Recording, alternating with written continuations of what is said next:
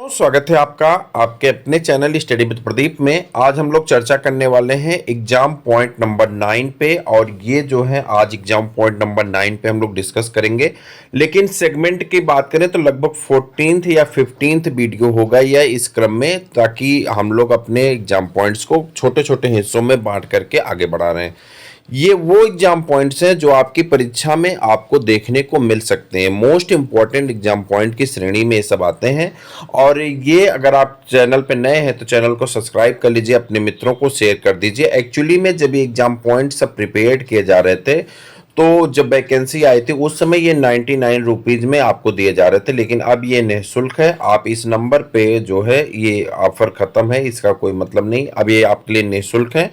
आपको अगर ये प्राप्त करना है तो आपको क्या काम करना है, इस नंबर पे व्हाट्सअप करके आप इसे प्राप्त कर सकते हैं। ये नंबर की स्क्रीनशॉट आप ले सकते हैं, तो मैं इसको जूम कर देता हूँ। इस नंबर पे आप स्क्रीनशॉट ले लीजिए और इस नंबर पे आप जो है व्हाट्सअप कर देंगे तो आपको ये मिल जाएगा। उससे पहले आपसे रिक्वेस्ट है कि चैनल पे अगर नए हैं तो चैनल को सब्सक्राइब कर लीजिए, अपने मित्रों को भी शेयर कर दीजिए, ठीक है। और पेमेंट नहीं करना है, बस आपको अगर चाहिए तो ले लीजिए। आज हम लोग चर्चा करने वाले हैं क्लास एबीज यानी एप्स के वर्ग में हम लोग चर्चा करेंगे, और ये पक्षियों के बारे में कुछ चर्चा यहाँ पे होगी। देखते हैं कितने एग्जाम पॉइंट्स हैं यहाँ पे। तो आपको दिखा दें यहाँ पे कुल एग्जाम पॉइंट्स की संख्या, अगर हम पक्षियों की बात करते हैं तो यहाँ पे लगभग लगभग आपके कितने हैं, ये देखिए 25 हैं। लेकिन आपको पता है कि एक एग्जाम पॉइंट में सिर्फ 25 ही नहीं रहते हैं, बल्कि वो कहने के लिए 25 होता है, लेकिन उसमें एग्जाम पॉइंट्स की कुल संख्या कितनी हो जाती है, लगभग लगभग एक एक में 3-3 प्रश्न समाहित होते हैं। तो लगभग 75 से 80 प्रश्नों पे हम लोग चर्चा करने वाले हैं। चलिए स्टार्ट करते हैं बिना समय गंवाए, बिना किसी समस्या के। ठीक, पहला पॉइंट है आपका आपके सामने, कह रहा है मजबूत हुक के समान तोते में विशिष्ट संरचना वाली चोंच पाई जाती। तोते का चोंच कैसा होता है, देखिए तो तोते का चोंच ऐसे होता है ना, ये ऐसे चोंच होता है तोते का। तो कह रहा है कि इसमें जो है हुक के समान संरचना पाई जाती है तोते के चोंच में, ठीक है, चोंच में पाई जाती है। इसके ऊपरी जबड़े में, देखिए ऊपरी जबड़े में स्वतंत्र रूप से गति करने की क्षमता होती है। ध्यान से देखिएगा, इसके ऊपरी जबड़े में जो ये ऊपर से ऐसे बड़ा वाला होता है, इसमें स्वतंत्र रूप से गति करने की क्षमता होती है। यह अपनी चोंच का प्रयोग कठोर फलों को तोड़ने तथा पेड़ों की तने के ऊपर के तने के ऊपर की ओर चढ़ने में भी करता है। किसी भी वर्टिब्रेटा की आंख में, ध्यान से देखिए, किसी भी वर्टिब्रेटा की बात कर, पूरा वर्टिब्रेट जहां से शुरू होता वहां से लेकर के मैमल तक की बात कर रहा, किसी भी वर्टिब्रेटा की आंख में रेटिना के 2 प्रकार के प्रकाश संवेदी कोशिकाएं पाई जाती हैं। कितने प्रकार की? 2, जिसे आप रॉड और कोन कहते हैं। रॉड और कोन पढ़े होंगे, रॉड और कोन कहते हैं, ठीक है, पाई जाती हैं। तो क्लास 10th में है, जब आप फिजिक्स वाला चैप्टर पढ़ेंगे लास्ट में, आइज ए कलरफुल वर्ल्ड, तो उसमें जब पढ़ेंगे तो उसमें है। देखिए 9th 10th 11th 12th की एनसीईआरटी तो आपको मन से पढ़नी ही पढ़नी, उसमें ये फबट मत करिए, ठीक। तो उसको पढ़ लीजिए, तो उसमें पढ़ेंगे तो वहां से प्रश्न आपका निकल जाएगा। तो 2 कोण पाए जाते हैं रेटिना में, 2 प्रकार के प्रकाश संवेदी कोशिकाएं पाई जाती हैं जो शंक और शलाकाएं के नाम से जानी जाती हैं। कबूतर एक दिनचर अर्थात दिन में देखने वाला प्राणी होता है। इसकी रेटिना में शलाकाएं कम जबकि शंक की मात्रा अधिक पाई जाती है। शलाकाओं की मात्रा कम होती है जबकि शंक की मात्रा अधिक पाई जाती है। असर्शन रीजन के प्रश्न में ये पूछा गया है, कबूतर एक दिनचर प्राणी होता है जिसकी रेटिना में शलाकाओं की संख्या कम होती है जबकि शंक की संख्या अधिक पाई जाती है। विशिष्ट जीव जंतुओं से उत्सर्जित होने वाले 3 प्रमुख नाइट्रोजन युक्त अपशिष्ट पदार्थ जैसे कि यूरिक अम्ल, यूरिया और अमोनिया में यूरिक अम्ल सबसे कम विषैला तथा सबसे कम जल में घुलनशील होता है। कह रहा सबसे कम विषैला होता है यूरिक अम्ल और सबसे कम जल में घुलनशील होता है। ऐसे जीव जंतु जो यूरिक अम्ल का उत्सर्जन करते हैं यूरिकोटेलिक कहलाते हैं, यूरिकोटेलिक कहलाते हैं, जिसमें आता है पक्षी वर्ग, कीट पतंगे, सरीसृप, मरुस्थल में पाए जाने वाले सांप आदि इसके अंतर्गत आते हैं। इनमें यूरिक अम्ल तथा यूरेटस यूरेटस के रूप में उत्सर्जित पदार्थ शरीर में पानी को संरक्षित करने में मददगार होता है। अमोनिया अत्यंत विषैली तथा जल में घुलनशील अपशिष्ट है।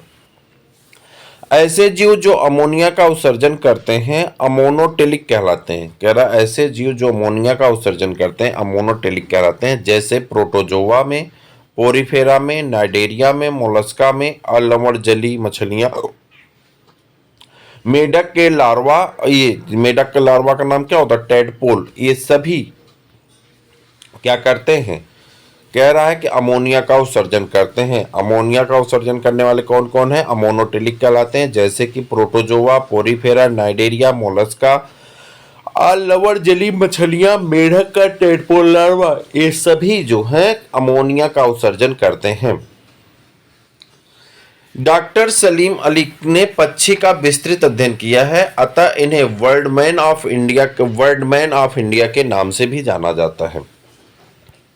अगला प्रश्न इंपॉर्टेंट, सामान्य राख कबूतर वर्ग एबीज का सदस्य है। राख कबूतर किसका, यानी पक्षी है तो किसका होगा, एबीज का सदस्य। ठीक है, ये तो नॉर्मल सा प्रश्न है। यह पेड़ पर घोंसला नहीं बनाता, ध्यान से देखिएगा, यह पेड़ पर घोंसला नहीं बनाता। यह प्रायः पुराने मकानों, गोदाम, मंदिरों, मस्जिदों, गिरजाघरों, रेलवे स्टेशन आदि में घोंसला बनाता है। यह मुख्यतः अनाज के दाने, फल आदि पर जीवन निर्वाह करता है। पक्षी समतापी होते हैं। ये देखिए नई टाइप में नया आया है, अभी तक क्या पढ़ रहे थे, असमतापी, अब पक्षी आ गया समतापी, अर्थात एक गर्म रुधिर वर्ग के प्राणी होते हैं, गर्म रुधिर ताप वाले प्राणी होते हैं। इनके जबड़े दांत रहित और कठोर हार्न के आवरण सहित चोंच के रूप में होते हैं। करोट में केवल एक ऑक्सीपिटल कंडाइल होता है, करोटी में केवल एक ऑक्सीपिटल कंडाइल होता है। 3 प्रश्न हो गए। पक्षियों में विषम गर्ती कशेरुकी की उपस्थिति इनका विशेष गुण होता है। फिर एक चौथा प्रश्न देखिए यहीं पे, पक्षियों में विषम गर्ती कशेरुकी की उपस्थिति इनका एक विशेष लक्षण होता है, इनका सिरा काठी होता है। उड़नशील पक्षियों में अंश मेखला में फर्कुला या इच्छा अस्थि पाई जाती। कह रहा है कि उड़नशील पक्षियों में अंश मेखला में फर्कुला या इच्छा अस्थि पाई जाती है। यह वी के आकार की एक एक अस्थि है जो कि क्लेविकल तथा इंटरक्लेविकल के युग्मन से बनती है। यह स्प्रिंग की तरह कार्य करती है तथा उड़ने के दौरान पक्षियों की तेजी से दिशा परिवर्तन में सहायता करती है। पक्षियों के अंतःकंकाल हल्के लेकिन मजबूत तथा बिना एपिफाइसिस के होते हैं। इनकी अस्थियां न्यूमेटिक तथा वातिल या छिद्रयुक्त होती हैं। कह रहा पक्षियों में के अंतःकंकाल हल्के लेकिन मजबूत तथा बिना एपिफाइसिस के होते हैं। इनकी अस्थियां न्यूमेटिक तथा वातिल या छिद्रयुक्त होती हैं।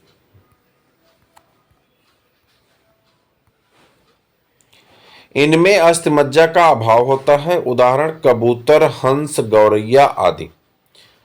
अंड स्तनी या मोनोट्रिम, अंड स्तनी या मोनोट्रिम स्तनधारी प्राणियों का एक समूह है जिसमें शामिल सदस्य अंडे देते हैं। उदाहरण है डक, बिलीप्लेटस, योम, एकेडिना। वायकण स्तनधारी समूह का विशेष लक्षण, ये कहाँ आ गया भाई, वायकण स्तनधारी का, ये स्तनधारी वाला कैसे आ गया, इसमें लगता गलती से लिखा गया। विशेष लक्षण है, ना कि सभी यूथेरिया जीवों का, कुछ जलीय स्तनधारी स्वच्छ जल में पाए जाते हैं। उदाहरण गंगेटका, डॉल्फिन, हिप्पोटैमस आदि। ये जो है गलती से स्तनधारी वाला इसमें लिखा गया है, ये स्तनधारी का है, ठीक है, कोई बात नहीं। आइए, सिनसेक्रम अस्थि उड़नशील पक्षियों का एक विशेष लक्षण। फिर देखिए एक इंपॉर्टेंट आ गया, सिनसेक्रम अस्थि जो है, ये सभी प्रश्न उत्तर है, मान चलिए आपको। उड़नशील पक्षियों का एक विशेष लक्षण है, प्लेबिक कशेरुकियों के संयोजन से बनी यह अस्थि शारीरिक संतुलन में सहायक होती है। तेजी से उड़ रही पक्षी जब स्थल के संपर्क में आती है तब यह अस्थि इसे धक्के या झटके से बचाती है। पेक्टेन पक्षियों की आंख के आंतरिक भाग में रक्तक से बना चुन्नटदार कंघी नुमा संरचना होती है। इसका अनिश्चित कार्य अभिज्ञात नहीं है। इसका निश्चित कार्य अभिज्ञात नहीं है। संभवतः यह रेटिना की सतह की तीव्र प्रकाश से बचाने में मदद करती है। यह नेत्र गोलक के समन्वयन में सहायक होता है। यह कीवी में अल्प विकसित, कह रहा है यह कीवी पक्षी में अल्प विकसित या अनुपस्थित होता है, जबकि स्तनधारियों में भी अनुपस्थित होता है। कबूतर में बाह्य नासारंध्र, कबूतर में बाह्य नासारंध्र सेरी द्वारा ढके होते हैं। कुछ पक्षियों के ऊपरी चोंच के आधार पर मांसल मोमी कवरिंग होती है, जिसे सेरी कहते हैं। कह रहा है कुछ पक्षियों में चोंच के आधार पर मांसल मोमी कवरिंग होती है, जिसे सेरी कहते हैं। कबूतर में सेरी सफेद या फूले हुए नर्म त्वचा के रूप में उभरी चोंच के आधार पर होती है। कोमल पर अंडे से निकले कबूतर के बच्चे में पाए जाते हैं। ए पर छोटे और पीले बाल के समान होते हैं, जो जन्म के तुरंत बाद कबूतर के बच्चे के शरीर पर दिखाई पड़ते हैं। ये पंख 4 से 6 सप्ताह तक इसके शरीर पर बने रहते हैं। इसे फिलोप्यूमे कहते हैं। फिलोप्यूमे को बाल पंख या पिन पंख कहा जाता है। फिलोप्यूमे को बाल पंख या पिन पंख कहा जाता है। इंपॉर्टेंट है, फिलोप्यूमे को बाल पंख या पिन पंख कहा जाता है। ये पंख भी छोटे कोमल और बाल जैसे होते हैं। वयस्क कबूतर में कोमल पर मतलब पंख की अनुपस्थिति के कारण फिलोप्यूमे पंख को ही सबसे छोटा पंख माना जाता है। कबूतरों में दूध के समान एक प्रकार का तरल पदार्थ स्रावित होता है, जिसके द्वारा ये पक्षी अपने नवजातों को पोषित करता है। ठीक, दूध के समान यह तरल इन पक्षियों में क्रॉप ग्रंथ से, कहां से निकलता है? क्रॉप ग्रंथ से निकलता है। क्रॉप ग्रंथ नर और मादा दोनों कबूतरों में पाई जाती हैं। क्रॉप ग्रंथ नर और मादा दोनों कबूतरों में पाई जाती हैं। अतः दोनों ही इस प्रकार के तरल का स्राव करते हैं, जो अपने चूजों को पोषण के लिए उपयोग में लाते हैं। पक्षियों के पूंछ के निकट एक घुंडीनुमा पैपिला उपस्थित होता है। कह रहा है एक पूंछ के निकट एक घुंडीनुमा पैपिला उपस्थित होता है।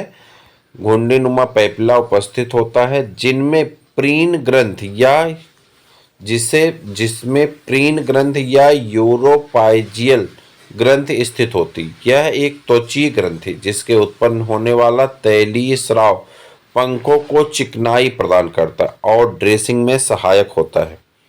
यह संभवतः कठोर चोंच को भंगुर होने से बचाता है।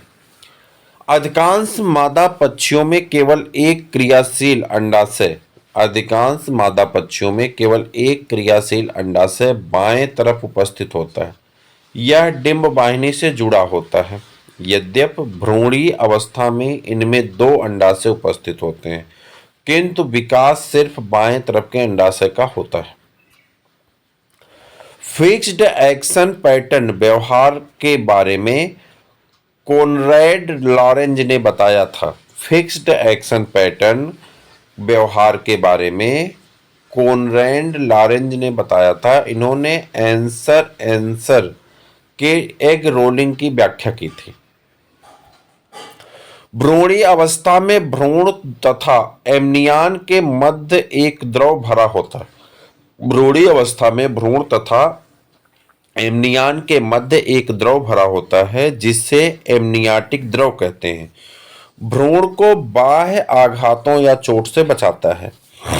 कुक्कुट में भ्रूणी श्वसनांग अपरापोषिक होता है।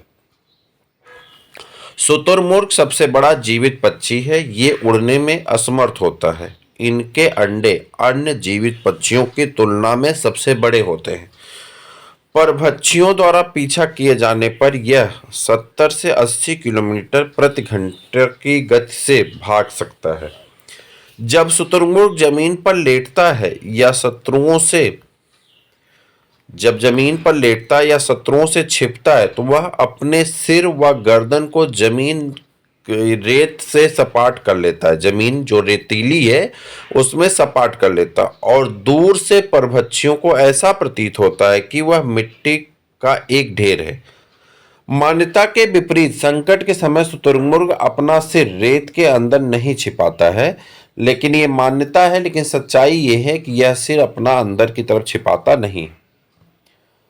शब्दिनी या सायरिंग्स यानी कहते हैं ना, पक्षियों में सायरिंग्स पाया जाता है, पक्षियों का एक विशेष लक्षण है, परंतु यह उड़नशील पक्षी में प्रायः अनुपस्थित होता है। माफ करिए, उड़न रहित पक्षियों में, उड़न रहित जो उड़ नहीं पाती हैं उनमें मुख्यतः अनुपस्थित होता है।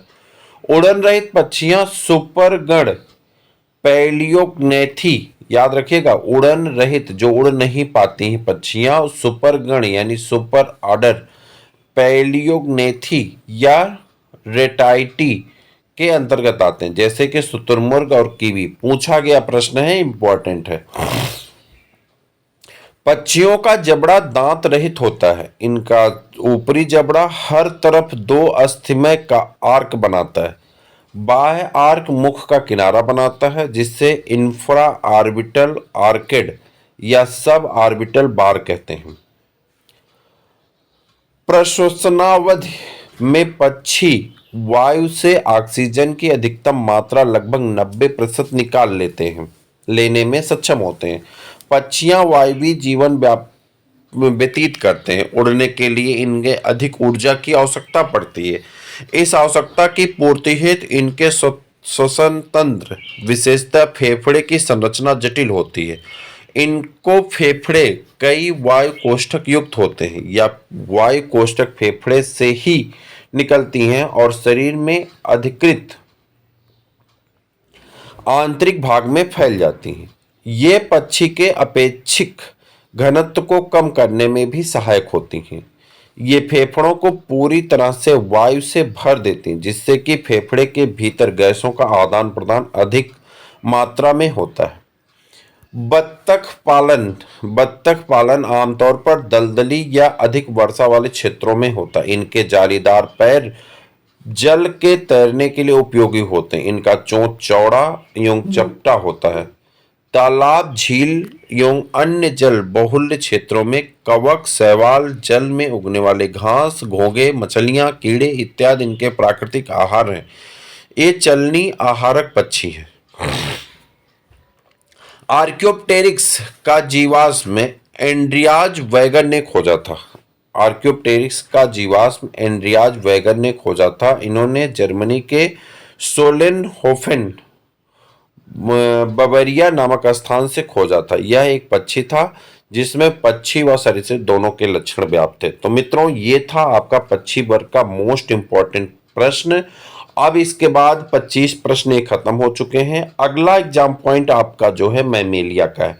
आपको बता दें कि मैमेलिया यहाँ से शुरू होता है और मैमेलिया आपका 43 तक यहाँ पे खत्म हो जाता है, लेकिन इसके बाद मैमेलिया का एक सेगमेंट और होगा।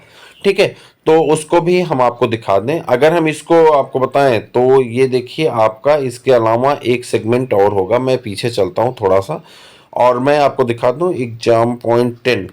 तो 10 वाला कहाँ है? ये 9 हो गया, 8 हो गया और उसके बाद इधर आइए तो ये 10 वाला यहाँ दिख नहीं रहा है। एग्जाम पॉइंट 10 आया जरूर होगा, 11 यही कहीं होगा। ठीक है, तो एग्जाम पॉइंट 10 1 2 3 4 9 8 7 एग्जाम पॉइंट 10 कहाँ गया? 18 आ गया, दिख ये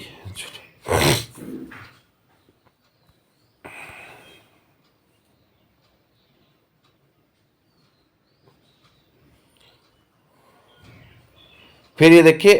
अच्छा, एनिमल फिजियोलॉजी शुरू होगी उसके बाद। ठीक है, तो यहाँ से एनिमल फिजियोलॉजी शुरू होगी, अर्थात तो मैमल्स का उतना ही होगा। तो एक पार्ट और होगा मैमल का, ढूंढेंगे। उसके बाद एनिमल फिजियोलॉजी का स्टार्ट हो गया। यहाँ देखिए, एनिमल फिजियोलॉजी वाले में बड़े बड़े प्रश्न हैं।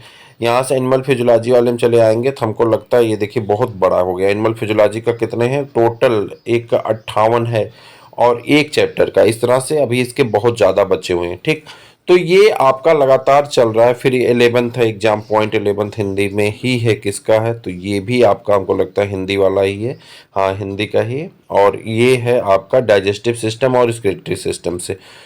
तो इस तरह से बहुत से अभी एग्जाम पॉइंट्स आपके होने बाकी हैं, और सब होने के बाद हमें भरोसा है कि नंबर अच्छे आ जाएंगे। तो आप सब भरोसा करिए, अपने मित्रों को भी शेयर करिए। फिर मिलते हैं किसी और वीडियो में, तब तक के लिए इजाज़त दीजिए। जय हिंद।